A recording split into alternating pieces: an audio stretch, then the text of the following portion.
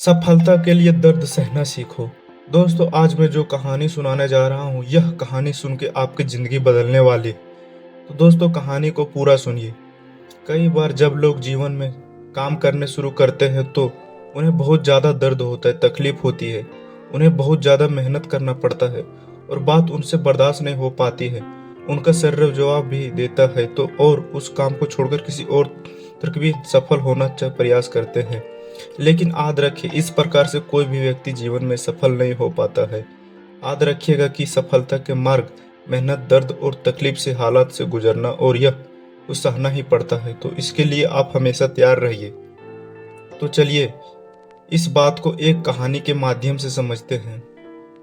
एक बार एक मूर्तिकार अपने छेनी और हथौड़ी से एक पत्थर को भगवान की मूर्ति का आकार देने का प्रयास कर रहा था। जैसे वह छेनी अपना हथौड़ी चलाता है, वह पत्थर चिराने लगता है और कहने लगता है कि यह क्या कर रहे हो, मुझे इतना मार क्यों रहे हो, मुझे बहुत दुख हो रहा है, तकलीफ हो रही है, पीड़ा हो रही है, मुझे अपने हाल में छोड़ दो और यहाँ से चले जाओ। मूर्तिकार ने उस पत्थर को कहा, मुझे बहुत अच्छे से पता है कि तुम्हें बहुत ज़्यादा दर्द हो रहा है, तकलीफ हो रही है और तुम बहुत ही ज़्यादा पीड़ा में हो, लेकिन आदि आप तुम्हें इस दर्द में नहीं सह सके, इसलिए तकलीफ को नहीं सहा तो जीवन भर तुम यहीं इसी प्रकार से पड़े रहोगे।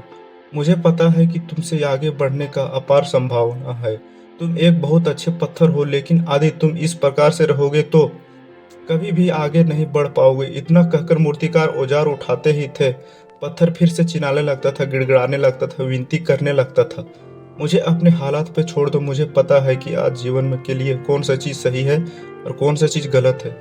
मुझे बहुत ज़्यादा दर्द हो रहा है, अब मैं इसी तकलीफ को बहुत ज़्यादा नहीं सह सकता, मैं जिस हाल में हूँ उस हाल में छोड़कर मुझे तुम यहाँ से चले जाओ।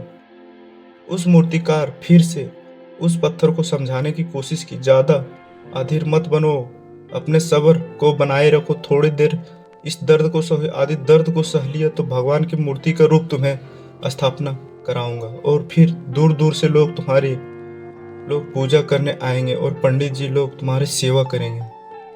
लेकिन पत्थर का उस मूर्तिकार का एक भी बात नहीं मानी, वह चिल्लाता रहा और अपनी बात पर अड़ा रहा।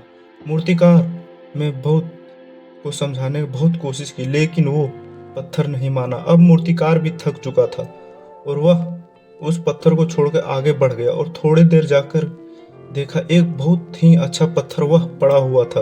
उसने छेनी और हथौड़ी उठाई और उस पत्थर को मूर्ति बनाने की वो तैयार हो गया।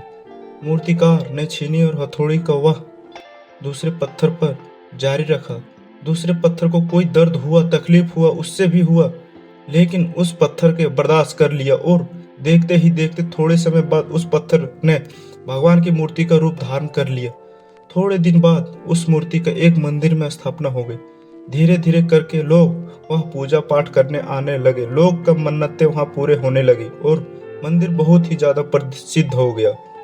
अब धीरे धीरे करके दूर दूर के गांव के लोग वहां पूजा पाठ करने आने लगे। फिर एक दिन वह उससे पत्थर का मंदिर में लाया गया और उसे एक कोने में रख दिया गया। अब लोग आते उस नारियल फोड़ते, ये कई पत्थर बल्कि भी पत्थर था जिसके दर्द को नहीं सहा था।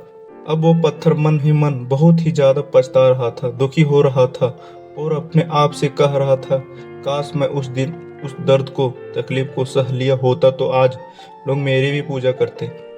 इसलिए आप भी अपने जीवन में हमेशा याद रखिएगा कि जब भी आप अपने करियर का शुरुआत में किसी काम को कर रहे हो, पढ़ाई कर रहे हो या कोई भी काम कर रहे हो और उसमें आपका दर्द हो रहा, तकलीफ हो रही है, ज़्यादा मेहनत करना पड़ रहा है, तो आप रुकिएगा मत, किसी को रास्ते का शुरुआत मत करिएगा, क्योंकि कोई और रास्ता आपका सफलता नहीं दे सकता। आपको उसी दर्द को, उस तकलीफ को सहना ही होगा और उस दर्द को, उस तकलीफ को सह कर आप ज़्यादा मजबूत बनेंगे और तभी आप अपने जीवन में आगे बढ़ पाएंगे।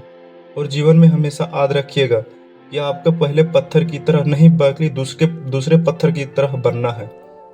आदि ये कहानी आपको पसंद आई हो तो, कोई सीख मिली हो तो अपने दोस्तों को और अन्य लोगों को शेयर कीजिएगा और ऐसे ही मोटिवेशनल कहानी के लिए हमारे चैनल को सब्सक्राइब कीजिएगा। धन्यवाद।